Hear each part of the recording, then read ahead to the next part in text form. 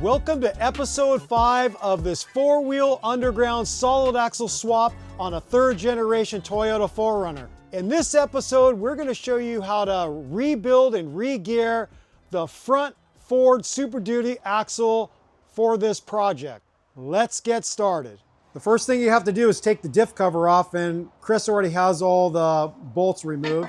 The next thing we're going to do is remove the bearing caps. And you want to mark them to where you don't transpose them and get them on the wrong side. So Chris is just going to take a punch and he's going to make a mark at the top of this bearing cap and then put another mark on the axle housing so we know that this bearing cap goes on this side. Chris couldn't find a punch, so he's just using an awl.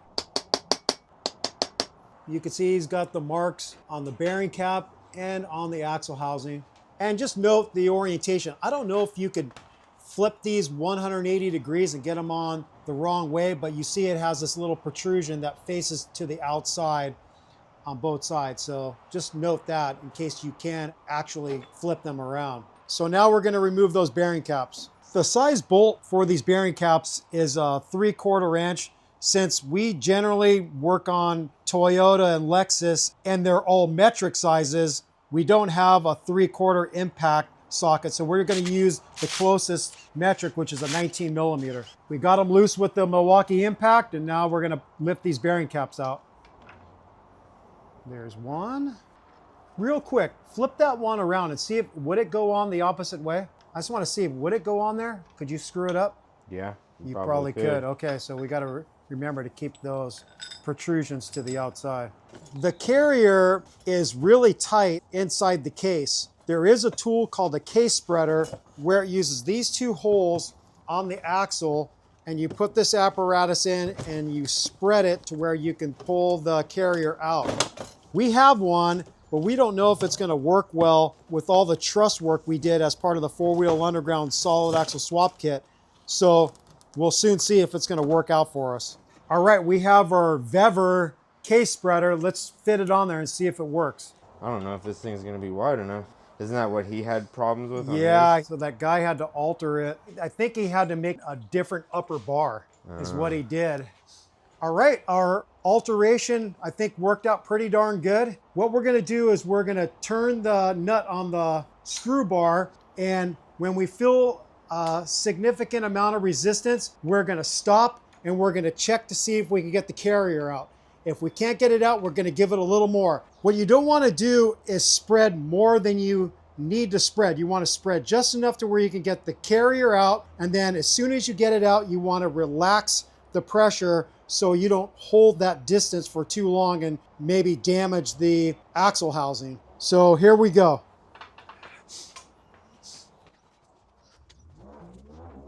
Now it's getting some resistance for sure. Okay, is that pretty tight? Pretty tight. Okay, let's see if we can lift this thing out. No, needs more. Okay, stop there. Let's see.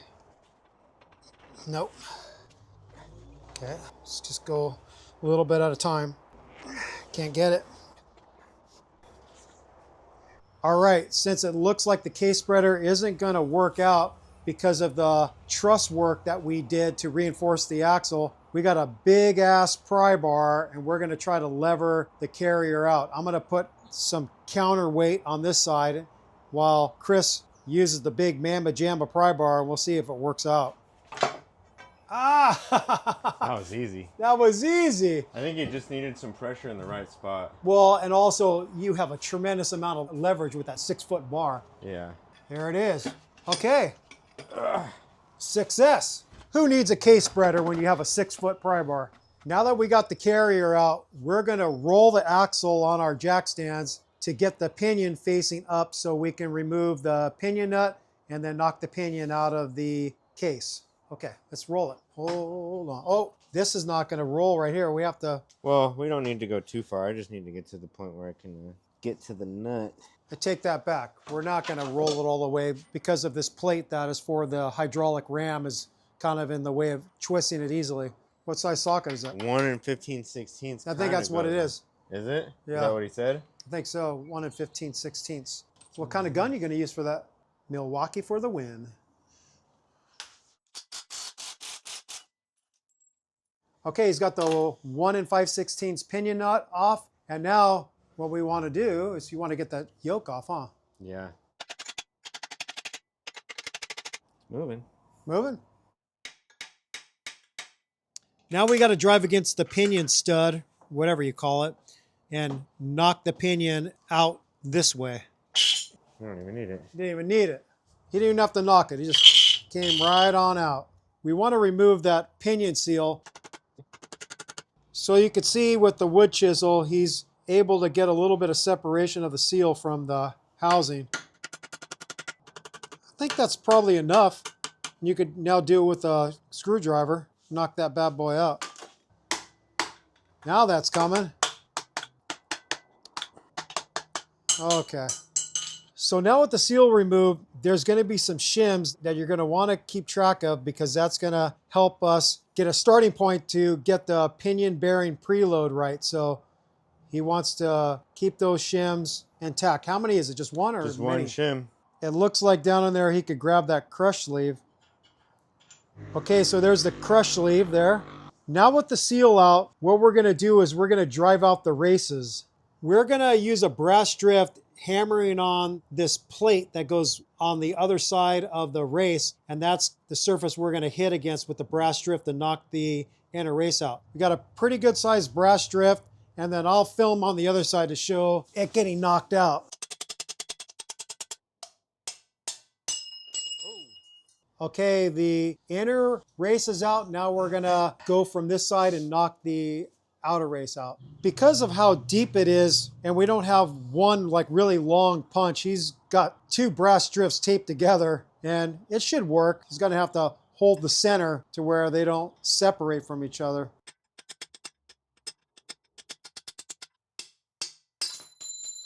All right, we finally got the outer race out, and on to the next step.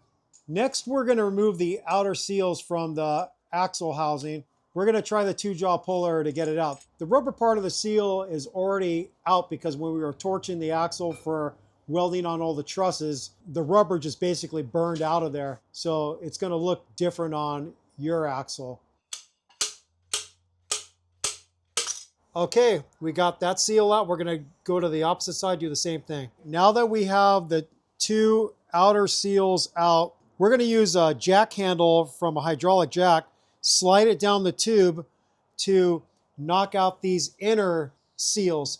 These seals basically keep all of the gear oil inside the case and don't let the gear oil travel down the axle tubes. So we got one on each side. All right, so let's see how well the jack handle hits this thing. Chris was finally able to knock that seal out. Kind of a pain in the butt. A lot harder than was mentioned in the other video where he just said he used a broom handle or a jack handle to get it out. It's either that or our technique sucked the first time. So we think we have a pretty good way to show you how to do it. So here we go. We're gonna work on getting this one out now on the longer side. So first, this is like a 3-part seal. We got to get these inner parts kind of out of here. This is like the part that moves inside the seal somehow. And then what's left is, I guess, the little bit of a rubber part in there too. The plastic that's inside the tube. Yeah, there's a plastic sleeve. Which we actually want to get out fully. How are you going to drive it down through that whole thing? Long pry bar? All right, he was able to knock the plastic sleeve part of that seal out the end with the long pry bar. And now on to the last thing we got to knock out. So Chris is assembling the jack handle pieces together so he can drive through this long distance. Let's see if Chris is long enough. I've heard he usually comes up short.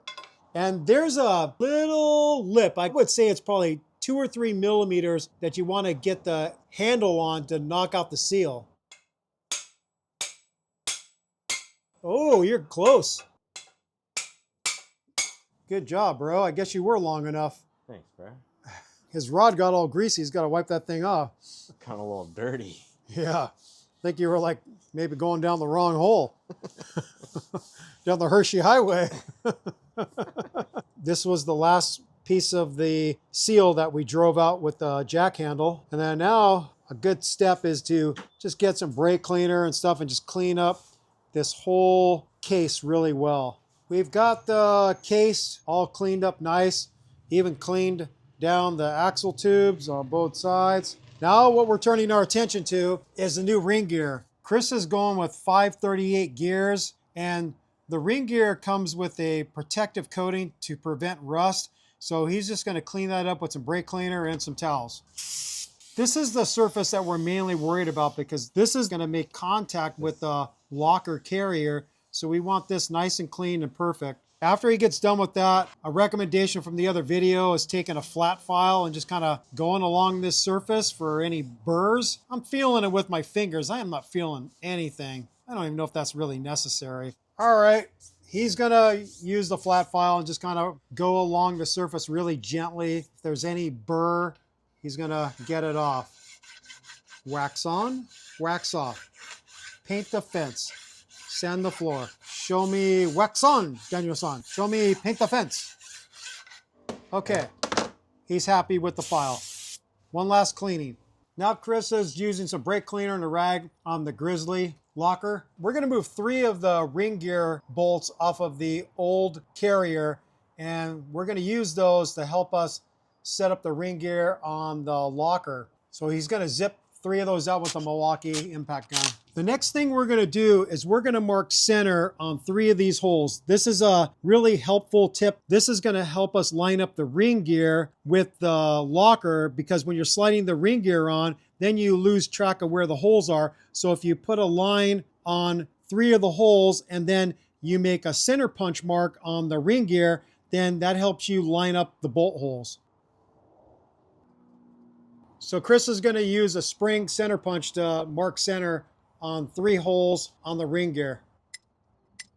Next, what we're going to do is we're going to heat up the ring gear, because this fitment of the ring gear onto the locker is not necessarily a press fit, but it's a very, very tight fit. And so by heating up and expanding the ring gear, we could slide this onto the locker much easier and then be able to swivel it in the direction we need to line up the bolt holes. Without heating it up, I think you'd have to pound it on. Then you'll have a really hard time lining up the bolt holes. So most people, I think, just put this in their oven and heat it up at 350 degrees for a while to expand it. It's Easter and his parents are cooking dinner, and so they're using the oven. So what we're gonna do is we're gonna use a big blowtorch to just go around and around to heat this thing up and expand it to where we could slide it over the locker. Here we go. Ooh. The blowtorch that Chris is using,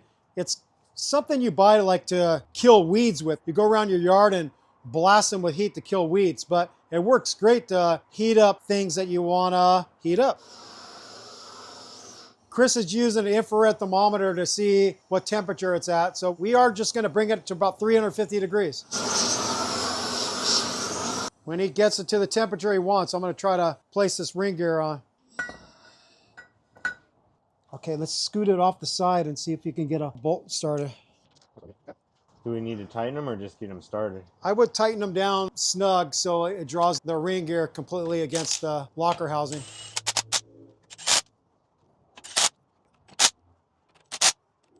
All right, we successfully got the ring gear onto the locker using some heat to expand it and get it on there nice and easy. I think his cheapo welding table took a hit, but yeah, I think got warped big time, huh? Yeah.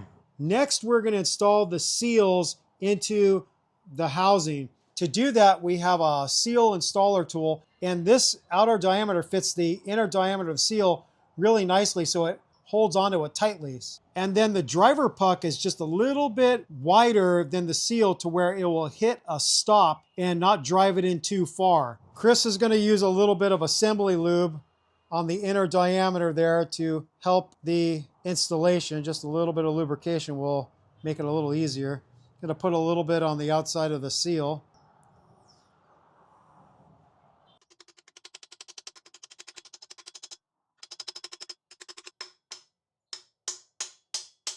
Ooh, that's sounding solid. Okay, it's sounding solid all around the perimeter, and then let's analyze and see how far that thing drove in. So we knocked the seal just a little bit inboard. There's a bevel right here at the tip of my finger, and we knocked it equal to the end of that bevel. So just like, I don't know, about 2 millimeters inboard. That was a suggestion from the video we use as a reference for this job. And now we're just gonna do the same with the opposite side. The next thing we're gonna do is we're gonna create a outer setup bearing to help us with the pinion bearing preload. And then we're gonna make a setup inner race to help with the pinion depth setup. And this is because you're most likely not gonna get it right the first time. You're not gonna get your pinion bearing preload right the first time with your shim stack, and you're not gonna get your pinion depth perfect the first time around, and you're gonna have to add or remove shims to get a perfect mating of the pinion with the ring gear. So what we're gonna do is we're gonna take our little belt sander tool and clearance the inside diameter of this bearing to where it will just slide right on this new pinion, which is the 538 gear setup.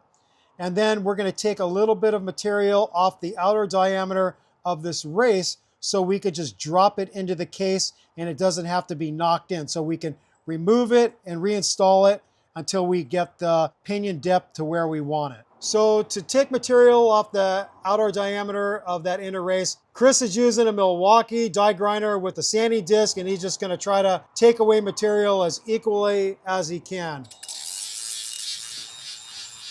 And you don't wanna go too crazy with the sander first. You wanna take off an equal amount of material and then check it inside the case to see if it fits in. Take some material off, let it cool off, then try to fit it into the case. As soon as you can get it in, just slip it in by hand, then you're good to go. Don't take off any material on this side or this side, because then that's gonna affect the pinion depth. So you just wanna take material off the outside diameter. While Chris is working on clearancing this, I'm gonna work on clearancing the inside of the outer pinion bearing with this Milwaukee band file. All right, so after working on taking off material on the outside of the inner race, let's see how it fits. Hopefully it just slides in with minimal effort. Okay, so it's gonna work. I was able to accomplish the same thing with this bearing. So you can see I can slide this on and off, and it's still a pretty tight fit. So there it is. So now we have our setup bearing to help us set up the pinion bearing preload, and we have the inner race ready to go to help us set our pinion depth. The next thing we're gonna do is we're gonna press on the new bearing to the new pinion. In this original setup, they put the spacer to set pinion depth in between the pinion and the bearing. But when we set up the new pinion, we're gonna set the pinion depth by putting the spacers in between the race and the housing. So by adding or taking away shims from the underside of the race, that's how we're gonna adjust our depth. So we're not gonna mimic this original setup with the spacers in between the bearing and the pinion gear. So we have a Harbor Freight 20-ton press, and we're gonna use that to press the bearing onto the pinion. What we're gonna use as a driving tool is this bearing tool that we're gonna use a little bit later to show you how to pull the inner bearing off of the pinion. There's other parts of this, and we'll show you that in a little bit. What you wanna make sure when you're pressing a bearing onto a shaft is you're applying a force on the inner race only. If you apply force to the cage, you'll destroy the bearing. You just wanna find something that will meet up very well with that inner race, and it just ends up that this tool has a diameter that's gonna fit that pretty well. That diameter of that pipe is pretty darn close to being almost too perfect, because we don't wanna put any force on the cage. So we're gonna get the press set up and then we'll come back. Okay, we've got it set up. What you wanna be really sure is you make sure that that pipe is really square with that inner race. Check and double check. Watch, that's how you can double make sure. Okay, all right, go for it. Do me a favor and just try to spin that thing again just to make sure. Okay, good. Going on pretty easy. When you feel the press load up, you most likely bottomed out. Load it up. Pretty loaded. Okay. We're still That spinning. is still spinning, that's good. Okay, we're gonna release that sucker. We'll bring it in close to the camera and let you see what it looks like when it's fully pressed. You can see the bearing is pressed right up against this part of the pinion, no gappage at all. So we know the inner pinion bearing is fully pressed on, and we'll go on to the next step. The next thing we're gonna do is we're gonna drive in the outer pinion race. To make the insertion easier, we're gonna heat up the housing, and then Chris has the race in a bag of ice to shrink it. Do you absolutely have to do this?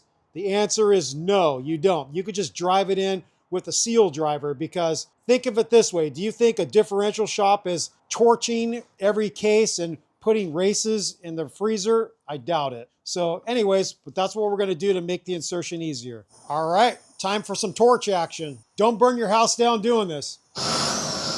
All right, the case is smoking hot.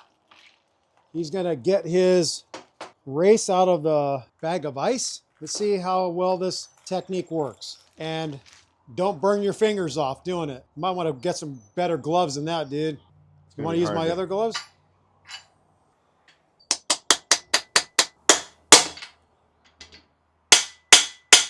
I will have to say, that did go in easier with the heat and the ice. The next thing we're gonna do is we're gonna pull off the inner pinion bearing using this special tool set. There are way more expensive versions of this tool set. This one's a lot more affordable, and let's see how well it does the job. The way you set up this tool to be able to pull off the bearing is you have the bottom sleeve touching the bearing, and then you adjust the upper one to where this cup fits tightly at the top and it's capturing underneath the bearing, just like that. Now all you do is you take the other half of the cup and you put it on there. And then what you do to keep the two halves of the cup together is you slide this ring over, and then you use a little screw there to hold the two sides together, just like that. So he's just gonna cinch up that set bolt there. That should be good. And now he's gonna apply force on the rod here. It's a 27 millimeter, and he's gonna use his Milwaukee impact gun to get the job done. Nice. Well, I guess this tool works just fine. And there it is. The inner pinion bearing is off. And like I said earlier, the spacer for this setup was in between the bearing and the pinion gear. We're gonna use that thickness as a starting point for the pinion depth. Okay, so this is the inner pinion shim. We're gonna measure this one and the baffle. This is the original baffle. We gotta find a flat spot to measure from somehow. And we're gonna add these two numbers together, and then we're gonna translate that to our new baffle and shim. And they basically just have to be as close as we can get it. So let's start with the old shim. So that's about 375 thousandths. 375 thou. So we'll write that down. Okay, and then we gotta find a flat spot. The shim is 205 thousandths. 205 thou. So we'll write that down. So our new shim plus our new baffle needs to equal that. We got the new baffle and the shims out of the Yukon kit, and Chris is just gonna clean that up because it has a little bit of a protective coating on it. And then we're gonna take a measurement and see how it compares to the old baffle. I think that dude in his video, he came up with 21 thousandths for the old one. The new baffle is about the same exact thickness, maybe freaking 5 thousandths difference, which is pretty dang close. I think one good way to go about this is just take all the shims that you have in the kit and measure them, and then maybe like put them on a piece of paper or cardboard and mark what they are. And then you could just figure out what combination of shims you're gonna have to do to get the value you want. After measuring all the shims, we have several that are all the same thickness. These are all 90 thousandths, these are all 20 thousandths, and these are all 50 thousandths. And remember, the original shim was 375 thousandths, so we have to try to get close to that as a starting point. Which ones are we going to use? 3 times 90 is 270. Plus a couple of the 50s. Plus 2 of the 50s is 370. And that's probably as close as we're going to get it. All right, so we got our starting point for the shim stack in combination with the baffle. We do want to reiterate that it is better to measure them individually and add them up rather than stacking them on top of each other and then taking a measurement. All right, so after you get your shim pack and your baffle all measured out, we're going to put those in the axle housing. So first, we put the baffle, and see how it has the raised section? You want to make sure that faces out. So first that goes like that. Then we're going to go ahead and put our shim stack on top of that. And then we're going to take the setup race that we made, and we're going to drop that in right on top. So here's the old pinion next to the new pinion.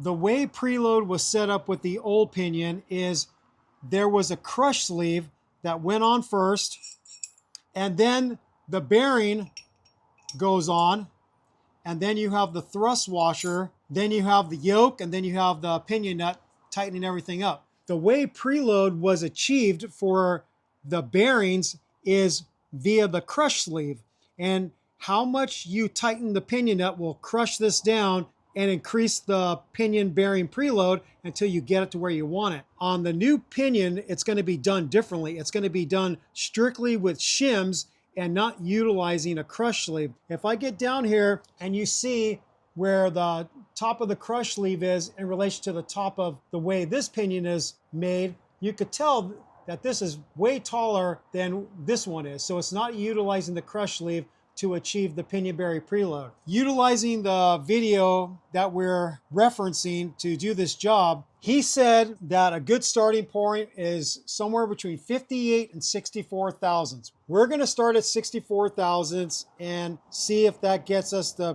pinion bearing preload that we want. If not, we'll have to make some adjustments. Before we install the pinion into the housing, we're putting a little bit of gear oil on the bearing.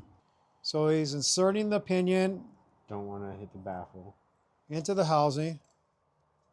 He's going to lube the outer bearing a little bit. Okay, then we're going to take our shim stack, our thrust washer, this, and our old pinion nut and old pinion washer. The old pinion nut, pinion washer, okay. Yep. Okay, so then you put your shims, the setup bearing that we made earlier, and the thrust washer. And then get your flange or yoke. We tapped on the yoke with a dead blow hammer. So here's our setup. We have the 1 5/16 pinion nut on the pinion. This thing, I don't know what the official term is, but we're just going to call this a pinion yoke holder. It bolts into the yoke, and this will enable us to hold the yoke firm while we get this to the torque spec of 200 to 250. So he's gonna tighten this up a little bit with the Milwaukee impact first, get it sucked up, and then we're gonna get a torque wrench on here. And while he's on the nut with a big torque wrench, I'm gonna be on here applying opposing force with a big breaker bar so we can get it to that spec. Think you already might have went past it or what? No. How do you know? Well, we're about to find out. You don't know shit. What is that gay little thing? You trust that little thing? Mm-hmm. You sure you're going to be able to hit 250 foot-pounds with that fucking thing? Yeah. You want my help or no? I don't think so. Okay, he doesn't need me. Yeah, I think you do need me. Golly, that's fucking tight. 182. See, if I was doing it by myself, I would do it because I'm stronger. See, this is like maybe a little bit more. Why don't you own a big fucking torque wrench? I do, but it's not, I don't think it goes up to 250. Oh, man, what is wrong with you? I thought you had all the cool tools like Timmy the Toolman and Shawnee the Sean Man. Oh, Shawnee boy.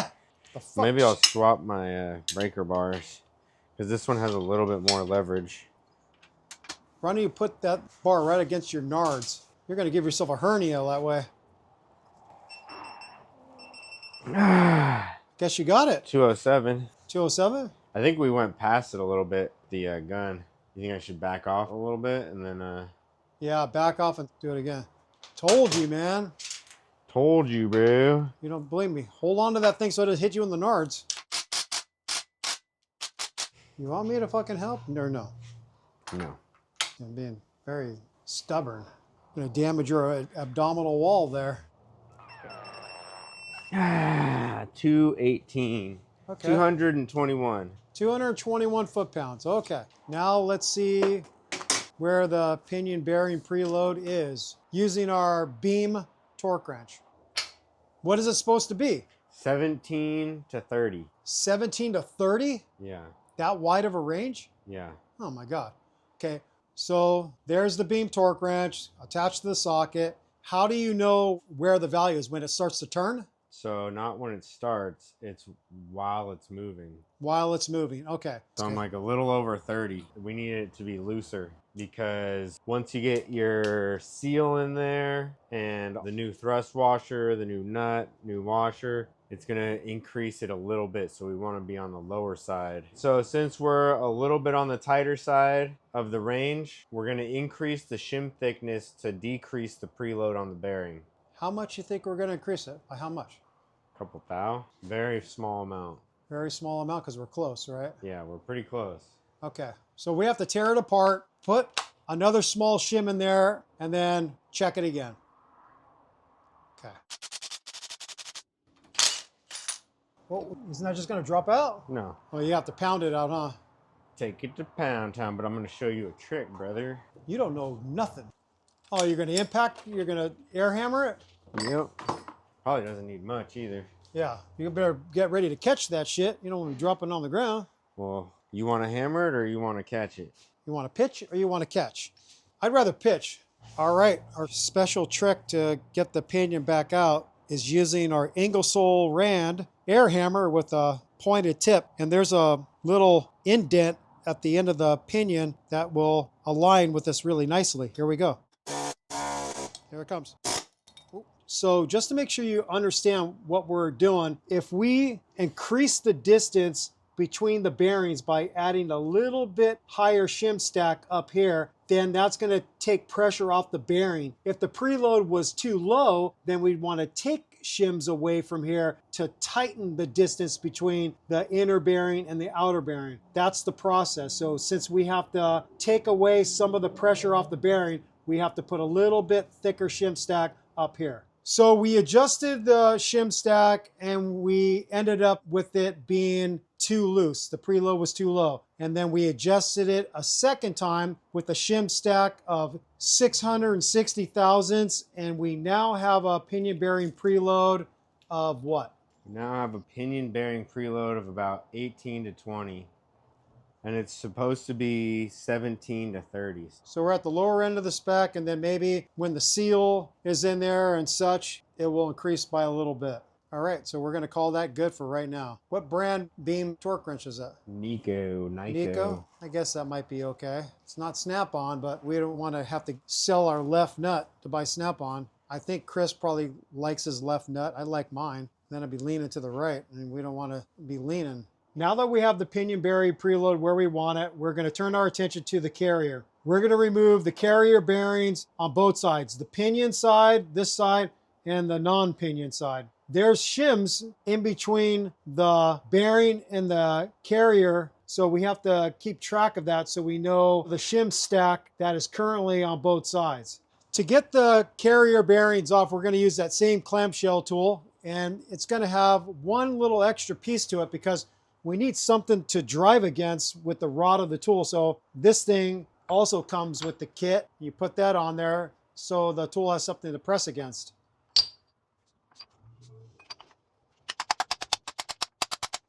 As you can see, this one is a little bit of a tighter fit. A tighter fit isn't generally a bad thing. You don't want it to be like a hot dog in the hallway, corn dog on the Astrodome. You want to be able to hit the sides a little bit. Well, it seems like it worked. All right, yay, Hercules, Hercules. It actually looks like we know what we're doing here. Oh, shit. So this is the non-pinion side.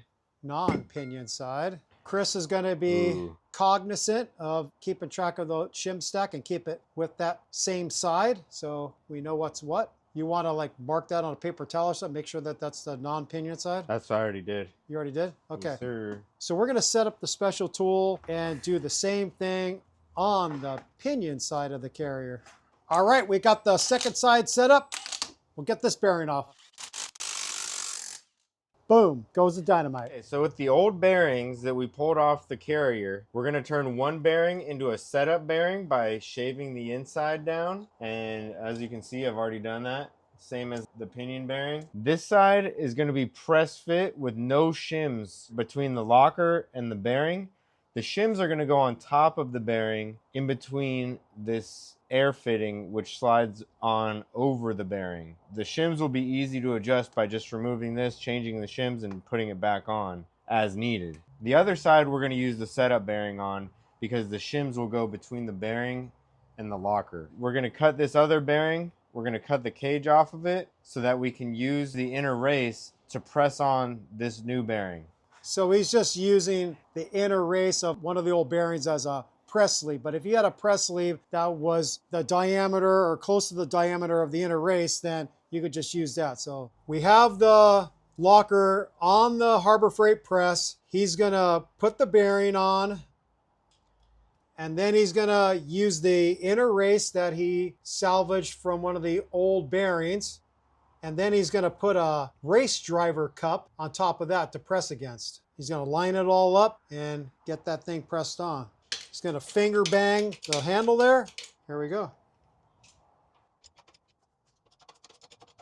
Spin that cage, just make sure. Okay, good. Okay, the press loaded up, bearing still spinning, should be good. Okay, so now we're about to get the ring bolts in. And we're just using the press to kind of hold it. Not super tensioned on there, but I put a little bit of pressure on there. We have to get these ring bolts up to 125 foot-pounds. But first we're going to get them up slowly, 40, then 80, then 125. And you're also supposed to do it in a star pattern. And the other thing to note is you always want to use red Loctite when doing ring bolts. You are going to have a really bad time if one of these bolts comes out on the trail. Now, since there's so many bolts to keep track of, and we're going to be tightening them in a crisscrossing pattern, we decided to label the bolts so we wouldn't miss one. So we're just going to go around the clock here, tighten them up incrementally. 40 foot-pounds first, then 80 foot-pounds, then 125. We made sure to keep our pinion side spacers separate from our ring gear side spacers. And then we measure them all out. I found that it's easiest to just write the measurement of the spacer on the spacer itself with like a Sharpie or something. We added up all these and we got the same spacers. These are specific to the air locker. So you have to use the air locker spacers for the air locker side because they fit perfectly on the air ring. That's the pinion side. And then for the other side, which is the ring gear side, you use the spacers that came with the master setup kit. First, we're gonna put on the ring gear side spacers. I literally found the exact same spacers that were on the original carrier. These are the exact same spacers. Okay, so we're gonna go ahead and put the spacers that we measured out on the ring gear side. And then we're gonna put the setup bearing that we made over those spacers. Give it a little blast of gear oil. Then we're gonna go ahead and flip this over. Oh no. Don't do that. Good thing those are the original spacers. Okay, now that we got it flipped over, we're gonna go ahead and put these O-rings. There's two O-rings and they slide in these little slots in this air ring for the locker.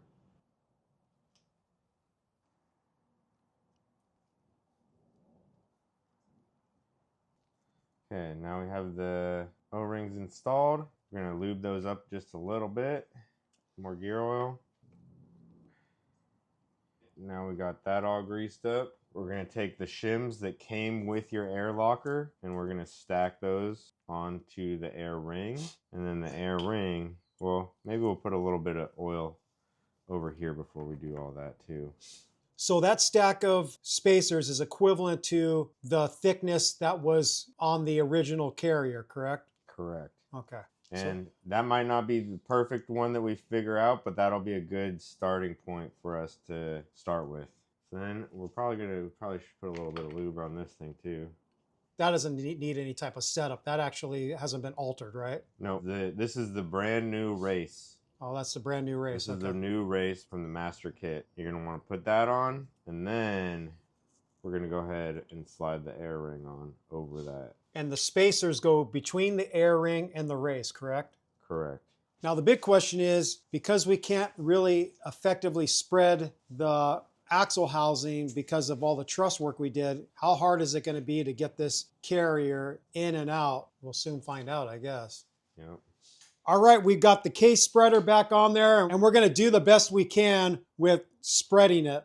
But again, because of all this crazy truss work we've done, I don't know how effective it's going to be. Oh, brother. This thing is heavy and awkward, so... Could you get the airline maybe to tilt up a little bit more? There you go.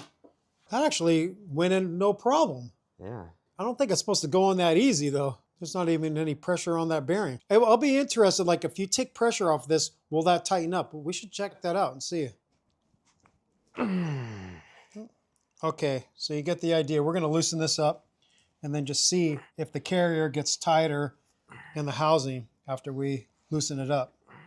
All right, so I had to play around with the shims quite a bit to be able to get it to be a nice interference fit in here. The original shim stacks that came out of it, I tried to replicate those and then put them on here with new shims. But when I dropped the carrier in, it kind of just went in and didn't really have any tension on it from side to side. And it didn't seem like it moved, but it also seemed like when I pulled the old one out, it was a lot more of like an interference fit. Stacked shims on both sides a little bit until I got it to where I had to hit it in with a dead blow mallet. I probably added about 6 thou on each side, somewhere in that range, on top of what my old stack was. That kind of got me where I wanted it. And then I had to adjust the shims from this side to this side a little bit to get it to be at the correct backlash that I wanted. So once you get the shims where you want them, you want to get this to where it has about 6 to 10 thou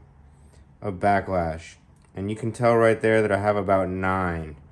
And once I put the new bearing in, it might tighten it up a little bit. I think that this is just about perfect. Once you get the backlash that you want, make sure you tighten up the bearing caps and put them in the same orientation that you took them off. And these bolts go to 80 foot-pounds. So once you get that all dialed in, now we can check our gear pattern. The other thing to know is to get this airline in place, you have to make sure that you kind of tap the airline all the way down on the side of the little airline housing, and then you bend it around the bearing cap. So now that we have the backlash where we want it and the preload set just about how we want it, we're gonna go ahead and paint 3 teeth, the coast side and the drive side. And make sure you don't just use this paint straight out of the container. You gotta mix a little bit of gear oil with it or else it'll be too thick. Just kind of get a nice consistency. I'm gonna go ahead and do an extra one just for fun. Okay, we got that all painted up nice. Now we're gonna go ahead and run our pattern. And so you wanna put a little bit of resistance on the gears as you're turning them. Some people do this with like a pry bar. It looks like we're freaking dead on the money. Oh my gosh. Let's look at our book and see what acceptable patterns are. But those look absolutely perfect, if you ask me. What you're essentially looking for is it to be centered on the coast side and the drive side. So these are the patterns that we want to see. And right now what I have is pretty dang close to this one. And we might have gotten it just right on the first try. Alright, so I went ahead and put a little bit more paint, ran the gear pattern again, and it was good. And I think I'm pretty happy with how it came out on the first go. Now, what I'm doing is I got the carrier back out. I got that setup bearing off. The shim stack is still on. And now I'm going to go ahead and press the new bearing on to the back side of this carrier. So we're going to go ahead and try to get this thing on there. And hopefully this is the final setup. Next thing we're gonna do after this is we're gonna pull the pinion out, take the setup race out and put the new race in there, and we'll be on our way. Just gonna get everything as straight as I can, lined up. And remember, we're using that bearing that we cut the cage off of to press this on. There we go. Straighten itself out. One thing we do want to do is make sure these shims are kind of evenly spaced as best as we can before it gets pressed all the way down there, because these shims aren't really a tight fit on here. That's a little bit weird to me, but I think we got a pretty good all-around fit. Before we touch it down, we're just going to make sure the shims are where we want them to be, because you can't really adjust it after the fact. And as you can see, the cage is still free. Okay, I think that is pretty much where it's going to be.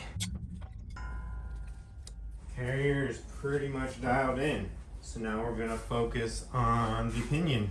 I took the pinion out, same way we've been taking it out the whole time. Put the shim stack that we were using in here, and now I've begun driving this race in. Don't really have anything that's super long enough, so I've been using this brass drift. And it seems like it's been working pretty good, actually. Oh yeah, it's in there for certainly. Now we are going to vacuum out all the little brass chips. Alright, now this is the interesting part. We got to figure out a spot to drill a hole for the locker. It kind of has to be deep in the case because the truss is already installed. You might not have this problem when you're doing gears for yours, but my truss is already installed, so I got to figure out a good spot to drill it for the airline. I'm kind of thinking right on the other side of this barrier where the breather is. The hard thing is, once the hole's drilled, that's it. No going back. Kind of struggled finding a good spot to drill the hole for the air locker. We don't want it in this path because that's an oiling channel. Kind of went off the breather hole location and then measured inside a little bit, and I think I'm gonna go like right around here. Kind of close to the pinion, but yeah, I guess if it doesn't work out, I can just put a plug in there or something. Gotta drill a 7/16 hole.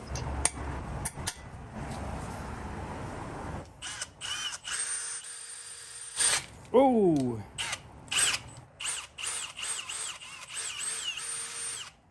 There's a little wall barrier right inside by the breather, and I literally got it perfect on the other side of that wall. So that actually seems like it worked out pretty good. Not as thick as I was hoping, but it's about a quarter, maybe a little bit more than a quarter-inch thick. Okay, well, I don't currently have a tap, so I'm gonna have to pick one up tonight if I can find one. But we're gonna go ahead and get the pinion installed. We're just gonna leave the carrier for another time. Okay, put a little bit of gear oil on. First goes in the new bearing, then goes in the new washer behind the bearing, and then goes the new seal. Let's go ahead and just tap this on.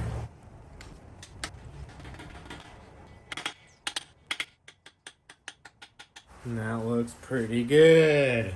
Now, this is the hard part. We're not sure how easy it's going to be to get this new bearing installed.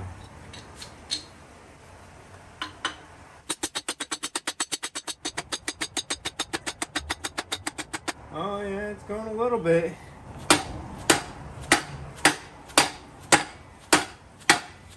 Probably a good idea to just get it seated with the old nut and then put the new nut on.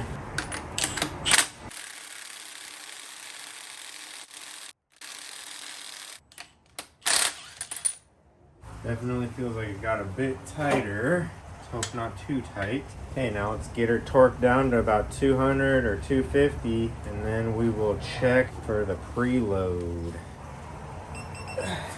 That feels pretty tight. I don't think we're gonna be within the spec. Yeah, not even close, bro. 60. Well, gotta take it out. All right, so Chris finally got the pinion bearing preload where he wanted it. How many attempts did it take to get it right? It took about 2 tries to get the pinion preload to be where I wanted it. The setup bearings, I guess, don't trust those with your life because there's a little bit more slop in those than a brand new bearing. All right, so at first it was high, and then you had to add shims to take away some preload to dial it in. Exactly. All right, we are at around 25 to 30 inch-pounds of rotational force, and I think I'm pretty much happy with that. I got it to 220-ish, then I just kind of tapped it with number 3 setting on the impact, try to see if I could give it a little bit more preload. But yeah, I think we're good on the Pinion. All right, so I just ran my 1/4-inch NPT tap in here about halfway after drilling the 7/16 hole. You basically want about 2 to 3 turns by hand on this brass fitting before it gets kind of snug, and then that's good. You don't want to go all the way in with the tap, or else you'll have loose threads and it'll be hard to seal. And so now that this is all dialed in, put a little bit of Teflon tape and then pipe dope on the outside, and you should have yourself a good seal. Get a little right, brother. And here we go, brother.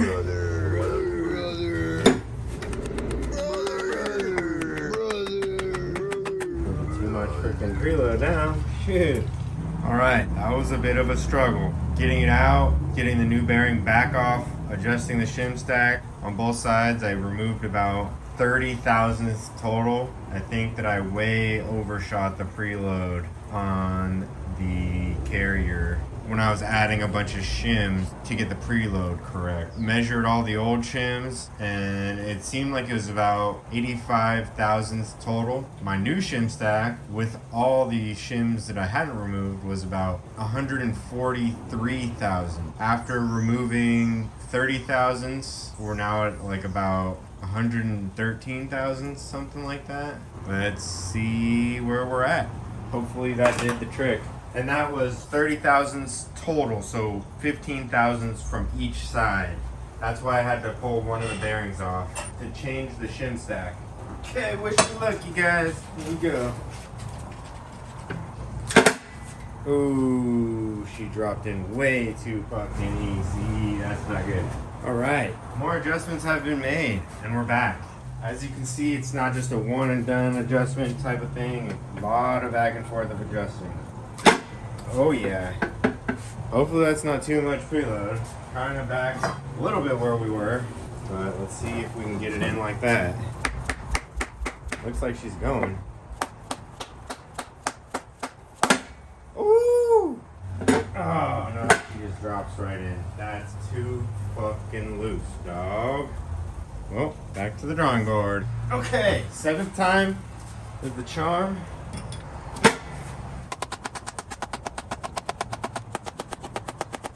Okay, after making all those adjustments, I pretty much ended up exactly where I was before. Backlash seems like it's gonna be good. Son of a biscuit. We got about 11th thou backlash. Not good. So close, dude. We are so close.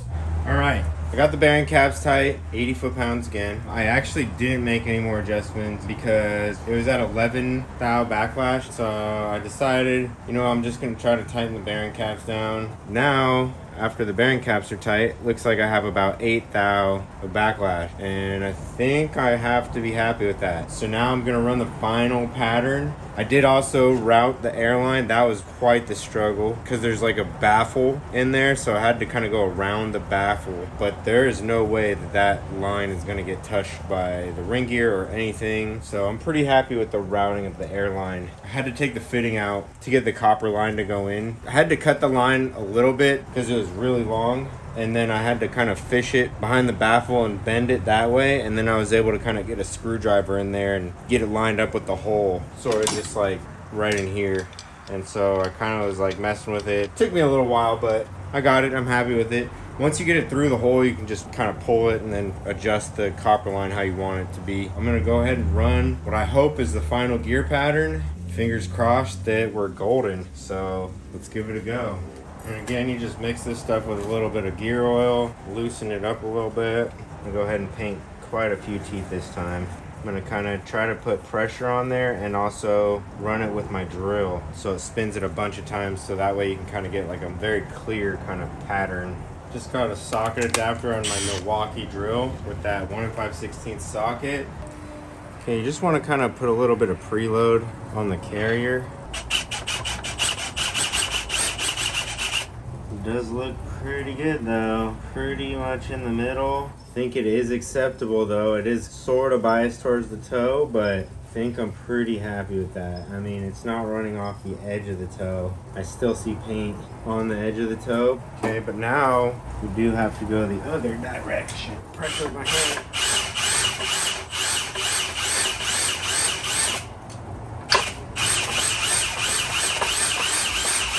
Okay. Ooh, yeah. The coast side looks really centered. Drive side, I think I'm happy with that. I think I'm gonna have to be happy with that. I'm not freaking messing with that anymore. So that is the coast side. And that is the drive side. Yeah, it is a little close to the toe side, but I think that we're within the acceptable range. Ultimately, to me, it looks really freaking centered, so there's a lot of tooth contact on there. So I'm happy. I think we're gonna call it. But now I just got to get the diff cover installed and button up this little airline fitting on the outside. And I think that the front diff is 100% complete.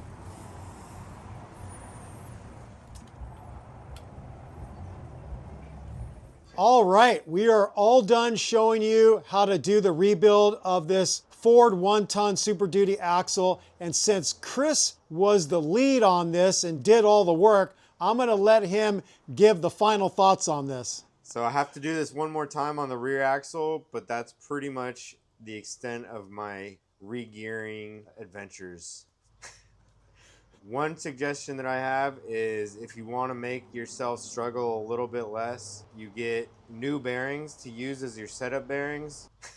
It might make it so your measurements are a little more accurate as far as the shim stacks, but other than that, it's just a lot of trial and error and a lot of playing around with it. So how many times do you think you pulled that carrier out of the case? Probably close to like 7 to 10 times. Oh, after I had already put the new bearing on. 7 to 10 times? Yes. Oh my God. Okay. So hopefully I didn't destroy the new bearing, but I guess we'll find out. Okay, so there it is there, kids. This is not for the faint of heart. If you want to do your own regear, you have to be ready to do a little battle. Have fun. All right, like Chris said, just know that if you decide to follow our lead and do the regear, you might be doing some serious battle, but we were able to get it done, so it is possible for a DIYer to do this. Join us in part 6, where we are going to concentrate on showing you how to get the reinforcement plates welded on to the front of the frame rails, get the steering box installed, and get the new 4-wheel underground engine mounts installed on the frame. Peace out, happy wrenching, happy solid axle swapping. Bye-bye.